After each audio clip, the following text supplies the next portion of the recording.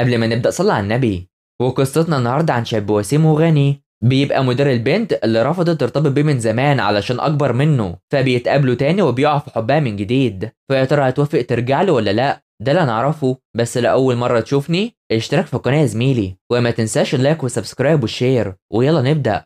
الجزء بيبدأ مع بان جيون اللي بيشوف ان فريقهم بيتكلموا على سوف انها كده تتعب مع الاعلام، خصوصا ان الكل بيتكلم على ارتباطها ببان جيون والاحسن ليها في انها تسيب الشركه، وبيكون حزين كده عليها، ويكون بتعرفه انها حلت كل حاجه خاصه بالاعلام، بس المنشورات مش هيعرفوا يحذفوها اصلا. فبيروح يمشي معاها وبيعرفه انها تمشي لو هي حبت ده، وده في اقرب وقت، وبيخليها مستغربه علشان كيم عرضت عليها العمل معاها، خصوصا ان صعب الكل يعترف بيها هنا، وبكده امريكا فرصه كويسه. وبيعرض لها في انها تمشي وترجع في اي وقت وبلاش تقلق عليه، وبتكون مستغربه وبتقرر في انها تفكر في كل ده وهتاخد اجازه بما انها اشتغلت بشكل كويس، وبتتضايق علشان هو مش عايز تفضل كده. فبتروح تتكلم مع سيو ومش عارفه تعمل ايه خالص، وناويه تشوفه وتبقى تفكر. فبيروح يتراسل معاه وعايز انهم يخرجوا سوا بكره، بس بترفض وبتروح تنام على طول، وبينام هو كمان هو مبسوط. فبيعدي اليوم مع شنوون اللي بيوصل وهو تعبان كده، وبان بيروح له وبيعرفه في انه قلقان عليه علشان هو عارفه،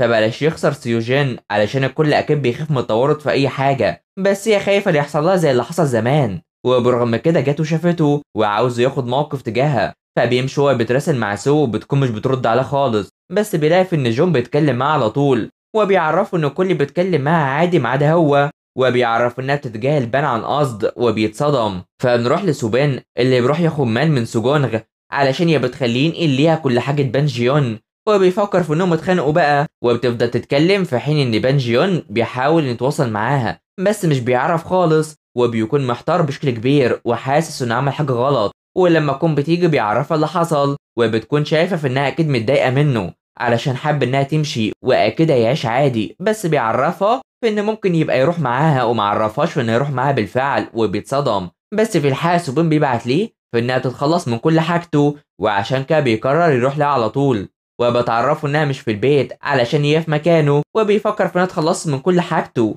ولما بيشوفها بيروح يحضنها على طول، وانها قررت تيجي لهنا علشان تتكلم معاه، وشايفه في انه بيهتم بها على طول، وبتروح تفاجئه في انها حضرت له كل اللي هو بيحبه والطعام كمان اللي بيحبه، وبيفرح بجدا. وبتعرفه انها مش هتمشي وهتفضل في نغسونغ علشان ما في السبب انها تمشي، واشتغلت كتير عشان تثبت نفسها، وكفايه عليها انها تكون بجانب الناس اللي بيحبوها وخلاص، ووقتها تتغلب على كل حاجه. وبتفرح وبياكلوا سوا كمان، بس شايفه في ان طعمها وحش، فبتروح عشان تجهز كل حاجته والروايات بتاعته، وبتدور على هوايه عشان تكون مبسوطه، رغم اني شايف ان الروايات دي اسلوب حياه اصلا. ولما بيقرأوا بتنام منه على طول، وبيروح يهتم بيها. فسيو بتفكر في شنون واللي فجأة بيرن عليها وهي مشغلة أغاني، والصوت الكل بيسمعه ومش بتعرف تقفله خالص، ده بخلاف إن فونها بيقع وبتلاقيه في إنه سكران. وبيقول في إنه بيحبها جدا وما شافش بنت جميلة زيها كده، وبيعترف بحبه لها، وبتقول في إنها بتحبه برضه، وبتخليه يقفل الفون على طول وهو مبسوط. وبتوصل للفون متأخر، وبيروح يحيوه على الاعتراف ده وبتتحرج. فبيعدي الوقت مع شنون اللي بيفوق وبيفتكر اللي بيحصل، وبتعرفه ان لو افتكر حاجه فما كانش حلم، وبيفرح جدا. فنروح ليو وهي بتاخد سوبان وسوب علشان يروحوا المكان ده واللي في العربيه بتاعتها، وبيجبرها على ده بالفعل. فبيروحوا يزوروا امهم الميته وده في عيد ميلادها، وبيعرفها كل حاجه حلوه في حياتهم وحياه سجونغ علشان هو ارتاح حاليا، وحب انها تكون عايشه حياتها كده علشان هو مكانه عبء عليها على طول. وبتعرفه انه بقى احسن من الاول، وبيجوا ماشيين بيلاقوا بان جيون جاي يزور اهله، واللي بيروح يعرفه ان اول مره يجي اليوم مع حد علشان كان بيجي في السر علشان كان شايل اللوم على طول، وعشان كده بتقرر في انها تيجي معاه في اي وقت وحبه، وبيفرحوا. فهيو بتكون ماشيه وفجاه بتقابل كون، وبتعرفها اللي بان قاله في انه مش عايز يكون الرئيس، ومستغربه في انها ساعدته وهي عارفه كده من الاول، وان اللي بيخلي الشخص ضعيف هو الحب وبيدمره. بس كون بتعرفها في ان اللي خلي بان قوي هو الحب، وده اللي بسببه عمل كل حاجة، وحاليا هو أقوى من أي حد، خصوصا إنه تعامل بأسوأ واتجبر علشان يبان جامد، وإن الشخص اللي ساعدها على تحمل الحزن كان هو بان، ولازم تتأسف ليه وتصلح علاقتها بيه قبل فوات الأوان. وبيجي بالها كلام سجونغ وبتتأثر جدا. فهنا زمايلي ونشن بيشوف الفيديو اللي انتشر عن الاعتراف بالحب، واللي بيقول في ان ده صوته، وبسبب الفيديو ده المطعم اتشهر اصلا، وبيقرر يروح ليها وبيحضنها على طول، وبيكونوا فرحانين هما مع بعض. وبتعرفوا في ان بسبب الفيديو ده جو عملاء كتيره ليها، وعشان كده بيقرر يروح ويساعدها. فبان بيكون مع سو، فجاه هيو بترن عليه وبيقرر يروح ليها، وده علشان هي في بيته وشايفه كل الالعاب بتاعته اللي كان مخباها عنها دي، وبتكون مصدومه ومش مصدقه اللي عملته في بان جيون، وانها دمرت طفولته كلها. وهي بتركز في صورته مع ابوه وامه وبتبكي وبتتاثر، بس انا بيوصل وبيلاقي ان هي مركزه في كل حاجه، وبتعرف انها اسفه على كل حاجه حس بيها، علشان كانت بتتمنى ان يكون ميت او انها تموت بدل ابنها، علشان ما كانتش هتعاني كده، وكانت بتجيب اللوم عليها وعليه، وهو ما عملش اي غلط وكان محتاج للحب بعد موت اهله، وهي ما قدرتش تعمل له ده. وعلى الرغم ان ما عادش ليه فايده الكلام ده، بس حبت تقوله، وبتشكرها على انه حماها، وبيبكوا هما الاتنين وبيحضنوا بعض كمان. فبيروح لسو وبيعرفها اللي حصل، وبيكونوا مبسوطين، وبيعرفها في انهم لازم يلغوا الاتفاقيه السريه اللي كانت بينهم، علشان ما عادش عنده اسرار يخبيها عن اي حد خلاص، وبيفرحوا سوا. فبيعدي اليوم مع سو اللي بتروح عشان الاجتماع، وبني اللي بياكد لهم في انهم هيتعشوا سوا، وبيخلي بني يعشوهم عشا لحم كويس. فبيروح يهتم بسو، وسوك بيكون مش بيتكسف خالص، وبيشربوا كلهم. فبيروحوا يفرحوا وبيقرروا يروحوا كايروكي، وبيتبسطوا كتير، خصوصا ان سوك وتشو بيغنوا سوا وبيحييهم على طول. فبيجي الاغنيه التانيه اللي بان بيكون هيغني، وسو عارفه اللي فيها اصلا، وهي بتروح تمنعه على طول، وبتحاول ما تخليش بان يغني خالص ويحرجهم كده، بس بيروح يغني وبيحييه على طول، وبيكون بيتجنن حرفيا وهو بيغني. فبيعدي الوقت وبيكون سكران، وده علشان هي اتعمدت تغير اغنيه اعتراف، بس بتحاول تصالحه كده، وبيشوف انه كان زمان وحش جدا، وعشان تصالحه بتديله العصير بتاعه وبوسه كمان، وبيفرح وبينام على طول.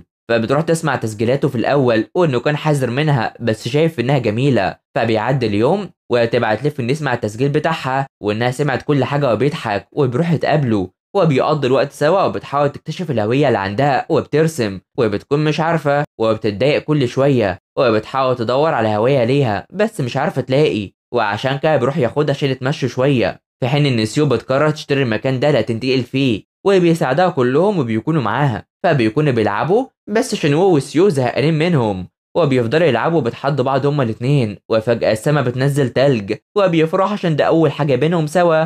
وده كان سواء بان وسو أو شين اللي بيعترف بحب لسيو، وقرر يبقى معاها على طول وهيدعمها في كل حاجة، وبيفرحوا جدا. وكمان سو بان بيقضوا ليلة كلها حب. فبيعدي الوقت وشين بيكون يدخل شريك مع سيو، وبيقرر يستقل من الشركة مع بان جيون، وبيخليه مصدوم. فسو بيمشي مع سو بيعرفها في انه بقى مساهم، وكان بيشتري اسهم في الشركة وقيمتها ارتفعت، وبيتبسط. بس يو بتيجي وبيروح ليهم وبيرحبوا بيها، وبتعرفوا ان سوجونغ ضافت حاجات لبان جيون هي ما كانتش عارفه تضيفها، وبتتاسف ليها وبيفرحوا، وبتكون بقت كويسه بالفعل. فبنروح للحفله وبيقدم نفسه علشان هو اللي يبقى الخليفه، وبيتبسطوا وبيروحوا الحفله بتاعته سوا، وبيعرفهم ان التنين الاسود هو رعاهم وهيروحوا لامريكا، وبيفرحوا وبيقرروا يرقصوا سوا، وبيكون مبسوط جدا، وبيجي بالهم كل المواقف اللي كانت بين سوجونغ وبان جيون واللي كانوا مبسوطين فيها مع بعض، وبيكون مبسوط جدا حاليا في الرقص وبيضحكها عليه. فبتمشي وبتعرفه انها حابه وجودها معاه، وبيروحوا يتصوروا سوا وبيحتفظ بالصور دي، وبتحضر في انه يعرض عليها السلسله دي اللي كانت بينهم اول مره. فسو بتروح بيوريها في انها بقت رئيسه القسم بتاعها حاليا،